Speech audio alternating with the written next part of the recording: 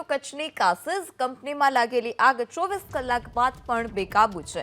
કાસેઝની 2 garment કંપનીમાં શુક્રવારે આગ લાગી હતી, જે હજુ પણ યથાવત છે। પાબુ ઇન્ટરનેશનલ એન્ડ ટેક્સ પોલિમર્સ કંપનીમાં હજુ આગ યથાવત। યુનિફોર્મ સહિત કાપડ બનાવતી ફેક્ટરીમાં ભીષણ આગ લાગી હતી। 24 કલાકથી ફાયરની ટીમ સતત આગ પર કાબુ મેળવવા પ્રયાસ કરી રહી છે। કાસેઝ ઉપરાંત ગાંધીધામ, કંડલા અને કંડલા પોર્ટના ફાયર ફાઇટરો કામે લાગ્યા। ઇફકો અને ઇમરજન્સી રિસ્પોન્સ સેન્ટરના ફાયર ફાઇટરો પણ કામે લાગ્યા। ગાર્મેન્ટ કંપનીમાં આગને પગલે કરોડોનું નુકસાન।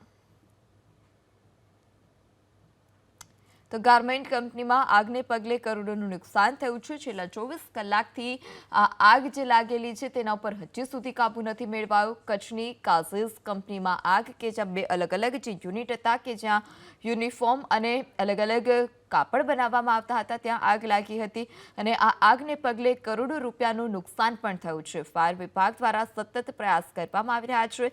છેલ્લા 24 કલાકથી ફાયર વિભાગ દ્વારા આગ પર કાબુ મેળવવાના પ્રયાસ ચાલી રહ્યા છે।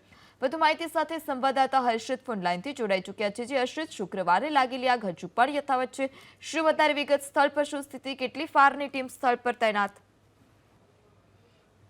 ચોક્કસથી ગઈકાલે કંડલાના કાસેઝ ગાર્મેન્ટ કંપનીમાં ભીષણ આગ જે છે તે લાગી હતી। આગ જે છે તે મોડી રાત સુધી કાબુમાં નથી આવી।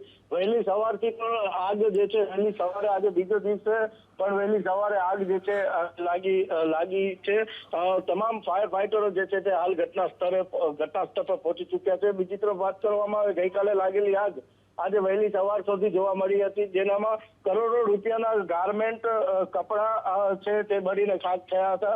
પરંતુ અત્યારે આગ જે છે તે માઇનર આગ જે છે તે અત્યારે દેખાઈ રહી છે, પરંતુ હજુ પણ ફાયર ફાઇટર દ્વારા પાણીનો મારો જે છે તે ચલાવવામાં આવી રહ્યા છે। બાકી આસપાસની કંપનીઓમાં આગ ન ફેલાય તે માટે પણ પ્રયાસો કરવામાં આવી રહ્યા છે।